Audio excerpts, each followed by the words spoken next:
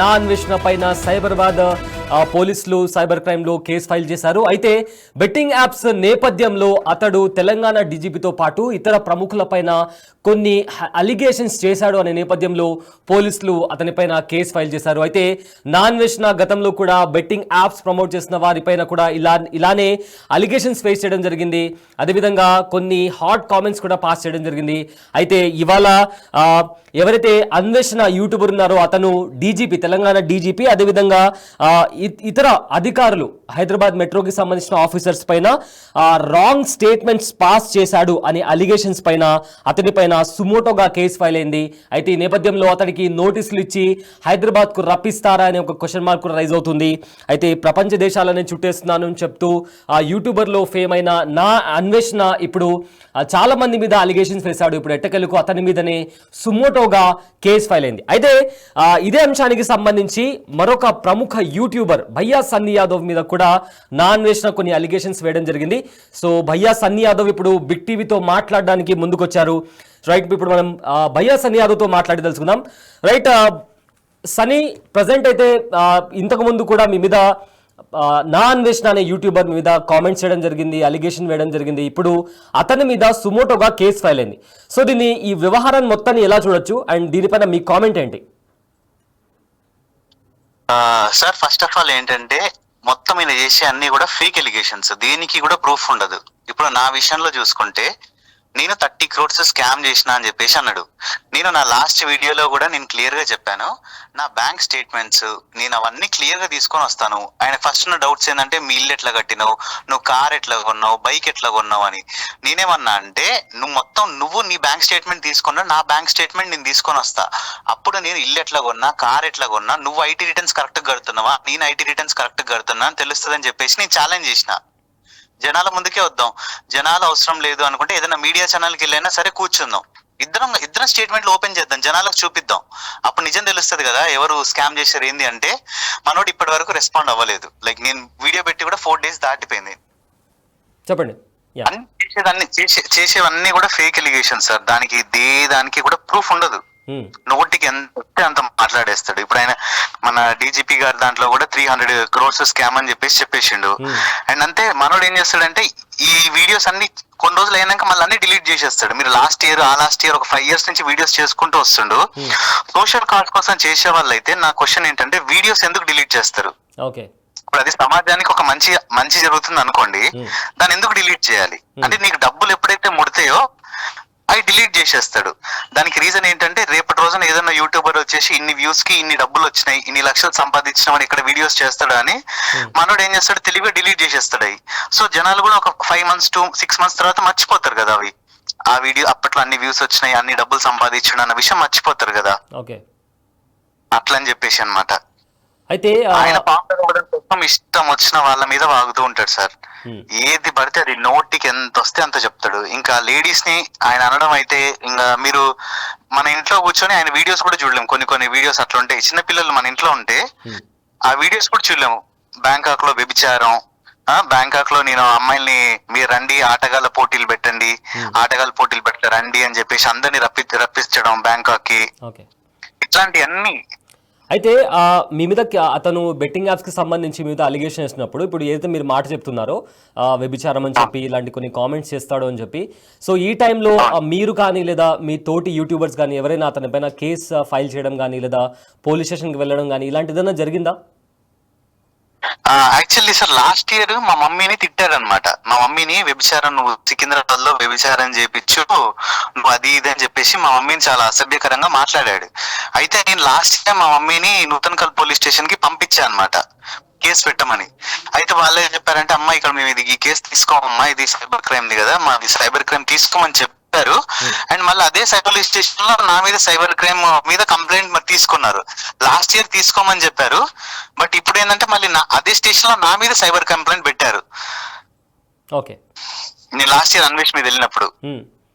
అయితే ఇప్పుడు అండ్ అంటే ఇప్పుడు రేపు నేను నా మీద ఇప్పుడు డీజీపీ గారు వాళ్ళు ఫేక్ ఎలిగేషన్ వేసినందుకు సైబర్ క్రైమ్ లో రిపోర్ట్ చేశారు కదా సార్. ఇప్పుడు మాకు తెలిసింది ఏంటంటే ఓకే ఇట్లా ఫేక్ ఎలిగేషన్ వేసినా కూడా సైబర్ క్రైమ్ లో మనం రిపోర్ట్ చేయొచ్చు వితౌట్ ప్రూఫే కదా. ఇప్పుడు ఆయన నా మీద వేసింది కూడా ఏదైనా కూడా. సో నేను కూడా వెళ్ళి రేపు మా ఊరు పోలీస్ స్టేషన్ లో నేను ఆయన మీద కేసు పెడుతున్నాను రేపు. అండ్ అంతే మా మదర్ తో కూడా నేను కేసు అయితే ఫైల్ చేపిస్తున్నాను. మా మదర్ ని అసభ్యకరంగా మాట్లాడాడు అన్వేష్ అనే పర్సన్. నువ్వు సికింద్రాబాద్ కి వచ్చి వ్యభిచారం చెయ్యి అది ఇది అని చెప్పేసి మాట్లాడాడు అనమాట. మా మదర్ కి ఏముంది సార్ ఇందులో అసలు సంబంధం ఏముంది? వాళ్ళందరినీ ఏమనంటే మనం ఎమోషనల్ గా డౌన్ అవ్వాలి ఇంకా మనం మాట్లాడకూడదు అని చెప్పేసి ఇంట్లో ఉన్న లేడీస్ అందరినీ తీసుకొని వస్తారు. నువ్వేమన్నా ఉంటే నాతో మాట్లాడు, నీకు నాతో ఇష్యూ ఉంటే నాతో మాట్లాడు. మళ్ళీ మా ఫాదర్ కి గుండు కొట్టించి గాడిద మీద ఊరేగించాలి అని చెప్పేసి అంటారు. వాళ్ళకి ఏముంది సార్ సంబంధం అసలు ఇందులో? వాళ్ళకి అసలు ఏంటో కూడా తెలియదు. వాళ్ళు ఏదో ఊర్లో చిన్న షాప్ పెట్టుకొని వాళ్ళంతటా వాళ్ళు ఉంటా ఉంటారు. వాళ్ళకి అసలు వాళ్ళు యూట్యూబ్ లో రాలేదు, వాళ్ళు ఎప్పుడు ఏమొచ్చి చెప్పలేదు. వాళ్ళని ఎందుకు అనాలి అనవసరంగా? అయితే ఇవన్నీ ఈ కాంట్రవర్సీ అంతా నడుస్తున్న టైంలో మీతో ఎప్పుడైనా పర్సనల్ గా కాంటాక్ట్ అవ్వడానికి ట్రై చేస్తాడా? ఆర్ ఏదైనా మీరు కాంటాక్ట్ అవ్వడం కానీ అతను కాంటాక్ట్ అవ్వడం కానీ ఇలా ఏదైనా జరిగిందా? అయ్యాడు సార్. ఇది ఎప్పుడంటే నన్ను 2020లో నన్ను తిట్టాడు అనమాట ఫస్ట్ టైం. 2021 లో కూడా అంటే కొన్ని బ్యాడ్ వర్డ్స్ తిట్టాడు. అవి నేను చెప్పచ్చా? లేదండి, మీరు నార్మల్ గా కాంటెక్స్ట్ చెప్పండి చాలు, ఎందుకంటే చిన్నపిల్లలు కూడా చూసే అవకాశం ఉంది కదా. ఓకే 2021 లో 22 లో కూడా సార్ 2 years లో నన్ను ఇంకా బ్యాడ్ వర్డ్స్ తెలుసు కదా, మదర్ ని ఉద్దేశించి తిట్టే ఒక బ్యాడ్ వర్డ్ ఉంటది కదా, అది యూజ్ చేస్తూ చాలా ఇంకా ఇష్టం వచ్చినట్టు తిట్టిండు అనమాట. అండ్ తిట్టి మళ్ళీ 3 months తర్వాత నాకు వాట్సాప్ లో మెసేజ్ చేసిండు. ఆయన ఏదో ఒక లైవ్ కండక్ట్ చేస్తుండంట. లైవ్ కండక్ట్ చేస్తుంటే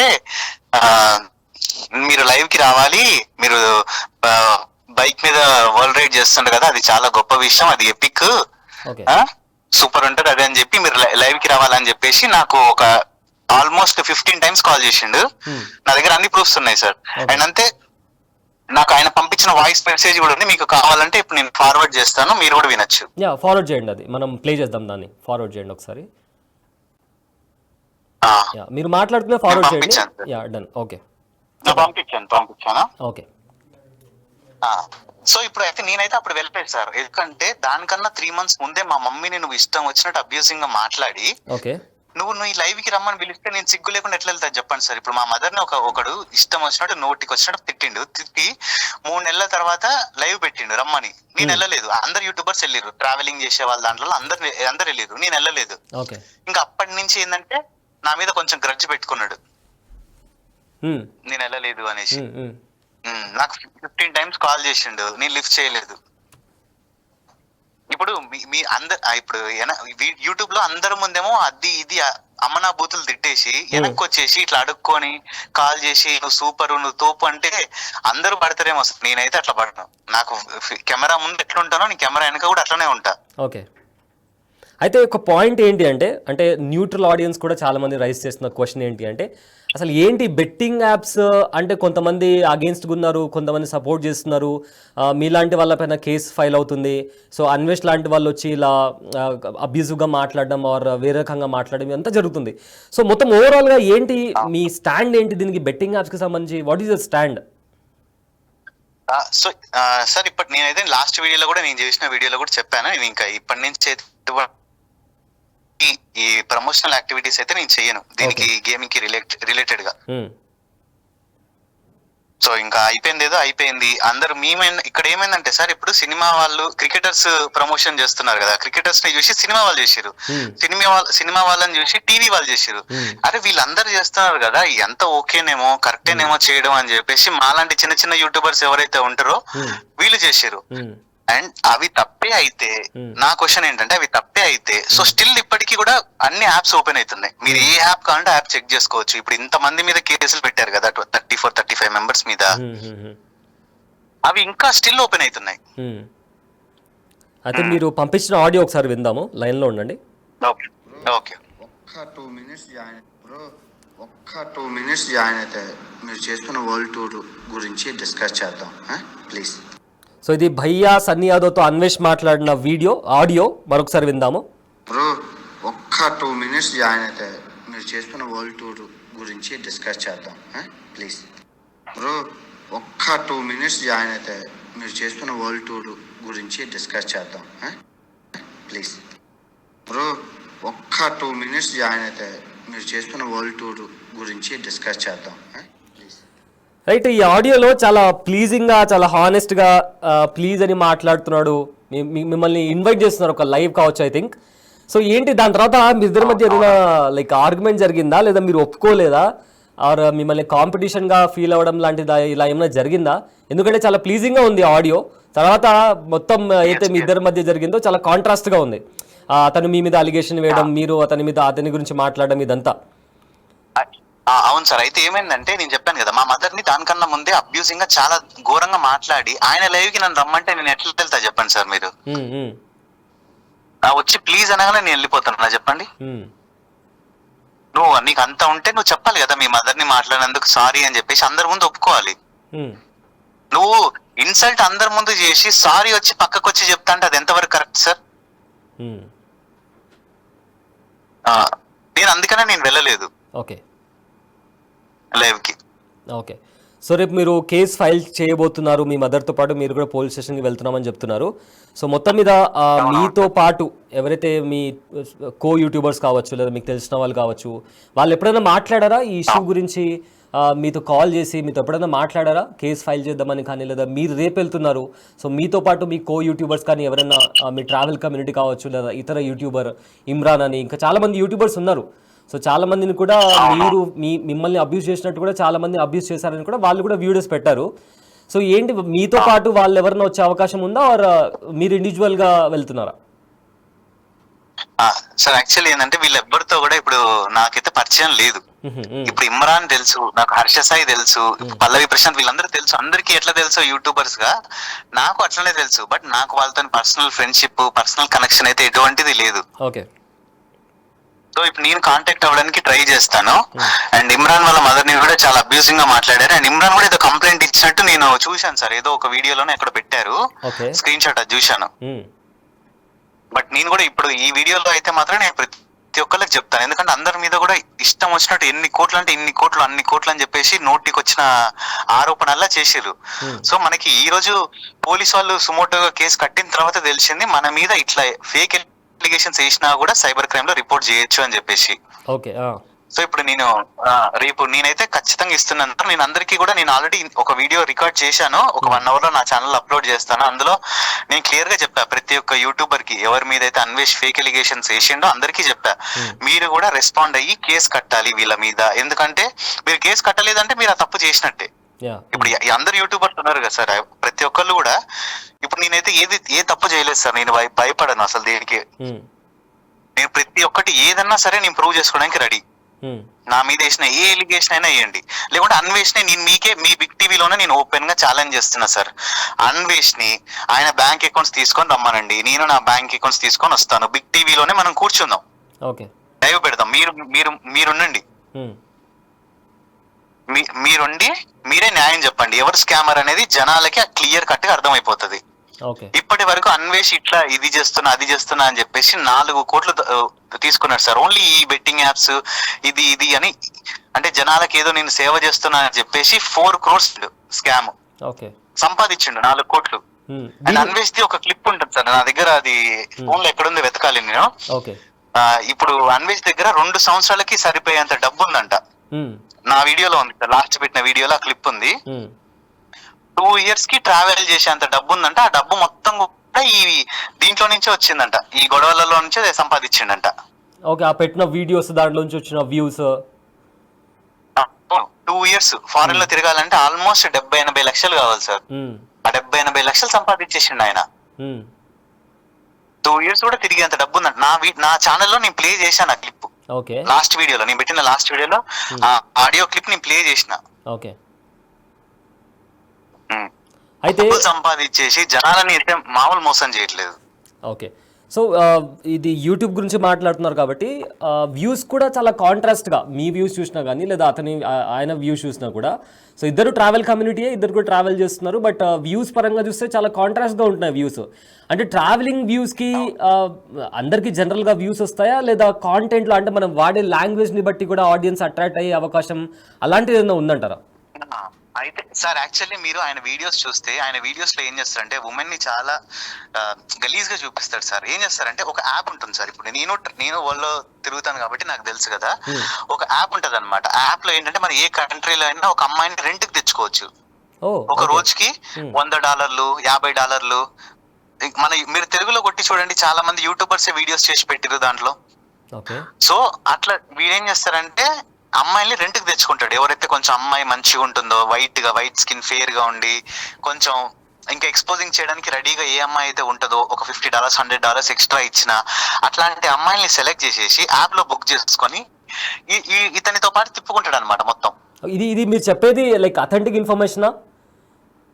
ఎస్, 100%. ఆయన ఫోన్ లో యాప్ లో ఖచ్చితంగా. Okay okay. లేకుంటే ఎవరు, ఇప్పుడు మాకు తెలుసు కదా సార్, మేము తిరిగిన వాళ్ళమే. సో మనోడు ఏం చేస్తాడంటే ఇట్లా ఓన్లీ ఇప్పుడు అమ్మాయి ఉంటేనే మనోడి, మీరు అందరికి ఓపెన్ చేయండి, నేను లైన్ లోనే ఉంటాను, మీరు కావాలంటే ఆయన ఛానల్లోకి వెళ్ళి థంబ్నెయిల్స్ ఓపెన్ చేయండి. అమ్మాయిలు నేను ఆ దేశంలో ఆ అమ్మాయిని పెళ్లి చేసుకుంటున్నా, మీరే నా పెళ్లి చేయాలి అంటాడు. ఈ అమ్మాయిని చూపించేసి నాకు పడిపోయింది అంటాడు. ఓన్లీ అమ్మాయిలతోనే మనోడి వీడియోస్. అమ్మాయి లేదనుకుంటే ఆయన వీడియోస్ ఎవరు చూడరు సార్. ఓకే, ఇప్పుడు నేను చెప్పడం తప్పైంది అనుకుంటే మీరు నేను లైన్ లోనే ఉంటా, మీరు ఒకసారి చెక్ చేయండి. అన్ని థంబ్నెయిల్స్ లో అమ్మాయి, ఏ వీడియో ఓపెన్ చేసినా అందులో అమ్మాయి ఉండాల్సిందే పక్కన. అంటే ఏంటంటే అండర్ 18 years ఉన్న పిల్లలు ఎవరైతే ఉన్నారో వాళ్ళు ఏంటి ఇట్లాంటి వాటి ఈజీగా అట్రాక్ట్ అవుతారు.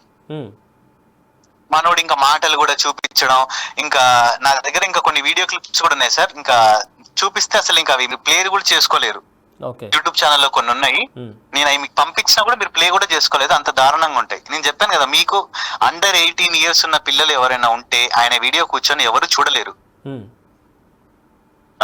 ఇంతకుముందు మిడ్ నైట్ మసాలా అని చెప్పేసి ఒక షో వచ్చేది, గుర్తుందా సార్ మీకు? ఈయన వీడియోస్ కూడా అట్లాంటివే. 11 తర్వాత చూడాల్సిన వీడియోస్ ఈయన అన్ని. పిల్లలతో ఫ్యామిలీతో కలిసి కూర్చొని చూసే కావు. సో ఇక్కడ ఇంకో పాయింట్, ఫర్ ఎగ్జాంపుల్ ఇట్లా అడల్ట్ కాంటెంట్ లాగా లేదా 18+ కాంటెంట్ లాగా ఇలాంటివి ఏమైనా అయితే వెంటనే యూట్యూబ్ కమ్యూనిటీ గైడ్లైన్స్ నుంచి కొన్నిసార్లు వస్తుంది గైడ్లైన్స్ స్ట్రైక్ కావచ్చు. ఎగ్జాక్ట్గా టెక్నికల్గా టర్మ్ నాకు తెలియదు, బట్ కొన్ని వస్తాయి, మెయిల్ కావచ్చు, నోటిఫికేషన్ కావచ్చు. సో ఇప్పుడు ఇన్ని ఆయన మాట్లాడే లాంగ్వేజ్ ఇలా ఉంటుందని మీతో పాటు చాలా మంది అంటున్నారు. సో అమ్మాయిలకు సంబంధించి కూడా వ్యభిచారం అని చెప్పి కూడా సేమ్ ఇలాంటి అలిగేషన్స్ వేస్తున్నారు. బట్ యూట్యూబ్ గైడ్ లైన్స్ అతనికి వర్తించమంటారా? మరి ఏంటి, ఎక్కడ ఆ లూప్ హోల్ ఎక్కడ వాడుకుంటున్నారు? ఎందుకంటే మీకు తెలుసు, మీరు కూడా ఫేమ్ యూట్యూబర్, మీకు కూడా చాలా మంది సబ్స్క్రైబర్స్ ఉన్నారు. సో యూట్యూబ్ గురించి మీకు అవగాహన ఉంటుంది. సో ఆ రకంగా చూసుకుంటే ఏంటి, ఏదైనా లూప్ హోల్ వాడుతున్నాడా లేకుంటే ఏ రకంగా మేనేజ్ చేస్తున్నారా అనుకోవచ్చు? ఎందుకంటే యూట్యూబ్ అందరికీ ఒకట్లానే చెప్పండి. లూప్ హోల్ అనేం కాదు సార్, నార్మల్ గా ఎక్కడైతే ఎక్స్పోజింగ్ చేస్తారో నార్మల్ గా మనోడు చూపించేంత వరకు కూడా అది ఎక్కువ రిపోర్ట్స్ వెళ్ళేంత వరకు యూట్యూబ్ దాన్ని పరిగణలోకి తీసుకోదన్నమాట. ఇప్పుడు ఆ వీడియో ఒకవేళ ఉందనుకోండి బ్రో, ఇప్పుడు ఎగ్జాంపుల్ అన్వేష్ అన్ని వీడియోస్ లో అమ్మాయిలు ఎక్స్పోజింగ్ చేస్తూనే ఉంటాడు. ఇప్పుడు అట్లాంటి వీడియోస్ ని రిపోర్ట్ కొడితే అట్లాంటి వీడియోస్ రాకుండా ఉంటాయి. కానీ మనలో ఎంతమంది రిపోర్ట్ కొడతారు చెప్పండి? ఎవరు కొట్టరు. ఆల్మోస్ట్ అంటే ఒక 100 members కొడతారేమో రిపోర్ట్. సో ఇప్పుడు అన్ని వ్యూస్ వచ్చేదానికి ఇప్పుడు 1 million వ్యూస్ వస్తాయి సార్. 1 million వ్యూస్ లో 100 రిపోర్ట్స్ కొడితే అసలు యూట్యూబ్ దాన్ని తీసుకొని కూడా తీసుకోదు. అట్లీస్ట్ ఒక 10,000 రిపోర్ట్స్ 15,000 రిపోర్ట్స్ కొడితే ఈ వీడియోస్ ఇట్లున్నాయి అని చెప్పేసి కొడితే అప్పుడు అది పరిగణలోకి తీసుకుంటది. మనోడి వీడియోస్ చూసేది అందరు ఎవరు? చిన్నపిల్లలే అందరు, ఆల్మోస్ట్ 18, 19, 20 years లేదా 25 years ఉన్న వాళ్ళే. సో వాళ్ళు రిపోర్ట్ ఎందుకు కొడతారు చెప్పండి? వాళ్ళకి ఇంకా నెక్స్ట్ వాళ్ళకి ఏం చెప్తాడంటే రిపోర్ట్లు ఇట్లాంటి ఏం కొట్టకుండా నెక్స్ట్ వచ్చే దాంట్లో ఇంకా సూపర్ ఉంటది, ఇంకొక అమ్మాయి ఉంది, ఇంకా చేపిస్తా అన్నట్టు అట్లా చేస్తాడు. ఇంకొక అమ్మాయిని పెళ్లి చేసుకుంటున్నా, ఇంకొక అమ్మాయి దగ్గరికి వెళ్తున్నా, రేపు నేను ఆటగాన్ని, అది ఇదని. మీరు మొన్న సజ్జనార్ గారు ఇంటర్వ్యూలో చూసినా కూడా ఆయన పెళ్లి ఎప్పుడు అని మంచిగా అడుగుతారు. అన్వేష్ మరి పెళ్లి ఎప్పుడు చేసుకుంటున్నావు అమ్మా అని మంచిగా. ఆయన ఒక తండ్రి స్థానంలో ఉండి ఒక కొడుకుని ఎట్లా అడుగుతారు, ఒక పెద్ద నానో బాబాయ్ ఎట్లా అడుగుతారు, అమ్మ పెళ్లి ఎప్పుడు చేసుకుంటావమ్మా అని అడిగితే ఇతను అంత పెద్ద IPS ఆఫీసర్ కి చెప్పే సమాధానం, అడుక్కు తినేటోడికి 60 కూరలు వండుకుంటే ఒకటే కూర అంట. అసలు ఆయనతో అది ఒక అట్లా మాట్లాడాల్సిన మాటలేనా అవి? అప్పట్లో ఆ వీడియో కూడా వైరల్ గా మారింది. అవును సార్. అయితే మొత్తం మీద అయితే ఇప్పుడు ప్రెసెంట్ అయితే ఈ బెట్టింగ్ యాప్స్ కి సంబంధించి సో మీరు ఆల్రెడీ మీ స్టాండ్ ఇందాక కూడా చెప్పారు మీరు లైక్ నేను చేశాను బట్ ఇప్పటి నుంచి చేయను అని చెప్పి your stand is clear. So ఫర్దర్గా మీరు కంప్లైంట్ ఇచ్చిన తర్వాత ఏంటి మీ యాక్షన్ ఆఫ్ ప్లాన్ ఎలా ఉండబోతుంది? అండ్ ఒకవేళ ఫర్ ఎగ్జాంపుల్ ఇందాక మీరు అన్నట్టు బిగ్ టీవీలోనే వచ్చి మనం మాట్లాడదాము అన్వేష్ని కూడా నేను ఛాలెంజ్ చేస్తున్నాను కూడా మీరు అన్నారు. సో అలాంటి ఛాలెంజ్ స్వీకరిస్తే అన్వేష్ మీ ముందరకు వచ్చి నిలబడితే what is the first question, మీరు అడిగే ఫస్ట్ క్వశ్చన్ ఏంటి? సార్ మీరు ఆయన అయితే రాడు సార్. ఫస్ట్ నేను ఇప్పుడు ఎన్ని క్వశ్చన్స్ అడిగినా కూడా వేస్ట్, రాడు. నేను చెప్తున్నా కదా 100కి 100% రాడు. ఎందుకంటే వస్తే బయటికి వస్తే జనాల ముందు తెలిసిపోతుంది కదా, ఆయన అసలు రంగు తెలిసిపోతుంది కాబట్టి రాడు. అయితే ఫైనల్ గా మనోడికి ఇంకా వేరే వేరే ప్లేసెస్ లో కూడా అసెట్స్ ఉన్నాయని చెప్పేసి ఇన్ఫర్మేషన్ వచ్చింది. బట్ అది నీ ప్రూఫ్స్ లేదు కాబట్టి దాని గురించి నేనేం మాట్లాడాలి అనుకోవట్లేదు. ఆయన బ్యాంక్ అకౌంట్స్ తీస్తే దీని గురించిన క్లారిటీ కూడా మనందరికి వస్తుంది. ఓకే, అయితే ఫైనల్ గా ఎవరో ఒకరు కాల్ చేసి చెప్పారనమాట, దుబాయ్ లో ఏదో ప్రాపర్టీ తీసుకున్నాడు అన్వేష్ అని చెప్పేసి చెప్పిండు. అండ్ మనోడు కూడా 2 times పాస్పోర్ట్ రెన్యువల్ దుబాయ్ నుంచే చేసుకున్నాడు. ఇండియాకి వచ్చి చేసుకుంటే 2000 రూపీస్ లో అయిపోతుంది సార్. దుబాయ్ లో చేసుకుంటే 25,000 రూపీస్, అంటే 50,000 పెట్టి 2 సార్లు పాస్పోర్ట్ రెన్యువల్ చేసుకున్నాడు దుబాయ్ లో. ఇండియాకి వచ్చుంటే జస్ట్ 2000 లో అయి ఉండేది. అంటే ఫ్లైట్ లో దుబాయ్ నుంచి ఇండియాకి వచ్చి మళ్ళీ ఇండియా నుంచి దుబాయ్కి వెళ్ళినా కూడా అట్లీస్ట్ మొత్తం 22,000 రూపీస్ లో అయిపోయేది పాస్పోర్ట్ రెన్యువల్ కి. 22,000 రూపీస్ లో ఇండియాకి రావడానికి ఎందుకు భయం? 22,000 రూపీస్ లో ఇండియాలో పాస్పోర్ట్ రెన్యువల్ అయిపోయేది. నువ్వు 50,000 పెట్టి దుబాయ్ లో ఎందుకు తీసుకున్నావు? తత్కాల్లో 3 రోజుల్లో వస్తుంది పాస్పోర్ట్. మనం స్లాట్ బుక్ చేసుకుంటే జస్ట్ 3 days లో వస్తుంది. దుబాయ్ లో నువ్వు 50,000 పెట్టి పాస్పోర్ట్లు తీసుకోవాల్సిన అవసరం లేదు. 2 పాస్పోర్ట్లు తీసుకున్నావు, ఒక పాస్పోర్ట్ కి 25, ఇంకో పాస్పోర్ట్ కి 25, అండ్ అది 5 years వ్యాలిడిటీ. ఆయన ఇండియాకి రాకుండా నువ్వు దుబాయ్ లో పాస్పోర్ట్ ఎందుకు తీసుకోవాలి? అక్కడి నుంచి ఇండియాకి వచ్చి ఫ్లైట్లు వేసుకొని వచ్చి వాళ్ళ మదర్ ఫాదర్ తో స్పెండ్ చేసుకొని వెళ్ళిపోయినా కూడా ఇల్లుని దేశాన్ని చుట్టూ ఉంటది. ప్లస్ ఆయనకి ఇంకో 30,000 సేవ్ కూడా అయ్యేది. అయినా కూడా దుబాయ్ నుంచి ఎందుకు తీసుకుంటుండు పాస్పోర్ట్స్? 4 years నుంచి ఇండియాకి ఎందుకు రాలేదు?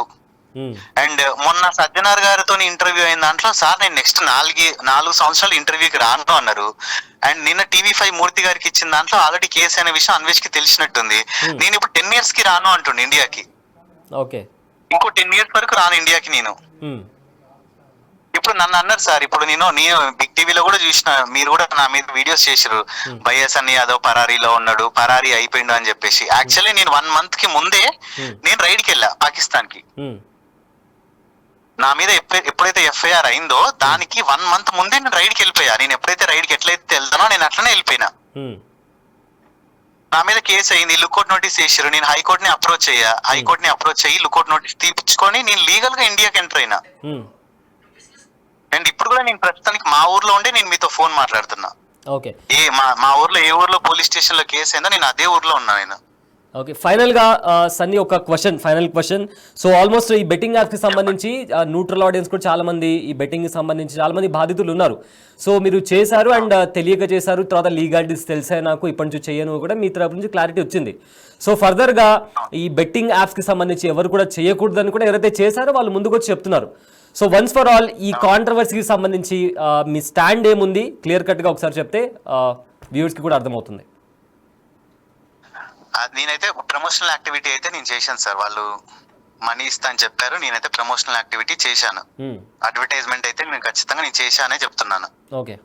అండ్ ఇంకా మీదట కూడా ఇట్లాంటివి అయితే నా ఛానల్లో ఒక్క వీడియో కూడా రాదు. 100% షూర్. ఇట్లాంటి వీడియోస్ నెక్స్ట్ వచ్చే దాంట్లో నుంచి ఒక్క వీడియోలో కూడా నేనైతే ఇట్లాంటి గేమింగ్స్ కానీ ఇట్లాంటి వీటికి రిలేటెడ్ గా నేను దేన్ని కూడా నేను ప్రమోట్ చెయ్యను. ఇది 100% క్లియర్. ఇంకా వేరే యూట్యూబర్స్ కూడా ఎవరైనా ఉంటే మాత్రం వాళ్ళది నేను చెయ్యొద్దనే చెప్తాను. ఎందుకంటే ఇప్పుడు చేసినందుకు మేము ఎట్లయితే కోర్టుల చుట్టూ వీటి చుట్టూ తిరగాల్సి వస్తుందో మేము చాలా ఇబ్బంది పడుతున్నాం. కాబట్టి నెక్స్ట్ వాళ్ళు కూడా చేయకుండా ఈ ఇబ్బందుల్లో పడకుండా ఉంటే బెటర్ అని చెప్పేసి నేను వాళ్ళకి సజెషన్ ఇస్తున్నాను అంతే. రైట్. థ్యాంక్ యూ భయ్యా సన్నీ యాదవ్ అప్డేట్స్ ఇచ్చినందుకు. థ్యాంక్ యూ అండి. సో అది భయ్యా సన్నీ యాదవ్. అయితే అన్వేష్ పైన వచ్చిన అలిగేషన్స్ కి బిగ్ టీవీతో భయ్యా సన్నీ యాదవ్ మాట్లాడడం జరిగింది. ఏవైతే అన్వేష్ అలిగేషన్స్ చేస్తున్నాడో అవన్నీ ఫేక్, అతని దగ్గర ఎలాంటి ప్రూఫ్స్ కూడా లేవు. ప్రతి అలిగేషన్, అతను చేసిన ప్రతి అలిగేషన్ కూడా ఫేక్. సో ఇంతవరకు నేను కూడా కేసు పెడదామని చూశాను, బట్ అది కుదరలేదు. కానీ ఇప్పుడు అతను ఫేక్ అలిగేషన్స్ చేయడం వల్ల, అంటే తెలంగాణ డీజీపీ పైన ఫేక్ అలిగేషన్స్ చేయడం వల్ల మనం సైబర్ క్రైమ్ లో కంప్లైంట్ చేయొచ్చు అని కూడా నాకు తెలిసింది. సో రేపు మా అమ్మగారితో కలిసి నేను కూడా రేపు వెళ్ళి పోలీస్ స్టేషన్లో కంప్లైంట్ ఫైల్ చేస్తాను. సో ఖచ్చితంగా దీనికి సంబంధించి ఏవైతే అన్వేష, అంటే అతను అమ్మాయిల గురించి అబ్యూసివ్గా మాట్లాడతాడు, అతని కాంటెంట్ ప్రతిదీ అడల్ట్ కాంటెంట్ ఉంటుంది. చిన్నపిల్లలు ఎవరైతే ఉన్నారో వాళ్ళు ఎక్కువగా ఆ కాంటెంట్ని, అంటే పేరెంట్స్ ముందర కూర్చొని చూడలేరు, అలాంటి కాంటెంట్ని ప్రమోట్ చేస్తూ ఉంటాడు. అన్వేషానికి కూడా భయ్యా సన్నీ యాదవ్ బిగ్ టీవీతో ఇందాక మాట్లాడిన ఓవరాల్గా అతను చెప్పిన విషయం. అండ్ ఆల్సో ఫర్దర్గా కూడా భయ్యా సన్నీ యాదవ్ తాను చేసిన బెట్టింగ్ యాప్స్కి సంబంధించి చేశాను, నేను చేసినా కూడా నాకు డబ్బులు కూడా వచ్చాయి, కానీ అది చెయ్యకూడదు, అది తప్పు. సో దానికి సంబంధించిన లీగాలిటీస్ తెలుసుకున్నాను. పోలీస్ స్టేషన్కి అప్రోచ్ అవ్వాలి, కోర్టుల చుట్టూ తిరగాలి. సో ఇది తప్పు కాబట్టి మన కంట్రీలో బెట్టింగ్ యాప్స్ ఇల్లీగల్ కాబట్టి ఫర్దర్గా నా యూట్యూబ్ ఛానల్లో బెట్టింగ్ యాప్స్ అనేవి రావు, చెయ్యను. అండ్ ఎవరైనా కొత్త యూట్యూబర్స్ చేయాలనుకుంటే కూడా నేను చెయ్యనివ్వను, వాళ్ళకి చెప్తాను చేయొద్దు, ఎందుకంటే ఇలాంటి పరిస్థితులు ఉంటాయి, ఇలాంటి లీగాలిటీస్ ఉంటాయని కూడా భయ్యా సన్నీ యాదవ్ చెప్పడం జరుగుతుంది. అయితే మొత్తం మీద ప్రపంచ యాత్రికుడు, one of the famous YouTuber నా అన్వేష్ పైన సైబరాబాద్ పోలీసులు కేసు ఫైల్ చేయడం జరిగింది. తెలంగాణ డీజీపీతో పాటు ఇతర ప్రముఖుల పైన కొన్ని ఫేక్ స్టేట్మెంట్స్ పాస్ చేశాడు అనే నేపథ్యంలో సుమోటోగా కేసు ఫైల్ చేశారు. అయితే ఇదే నేపథ్యంలో పోలీసులు ఫర్దర్గా అతనికి నోటీసులు ఇవ్వచ్చు. అండ్ అన్వేష్ కూడా ఇండియాకి వచ్చే ఛాన్సెస్ కూడా ఉన్నాయి.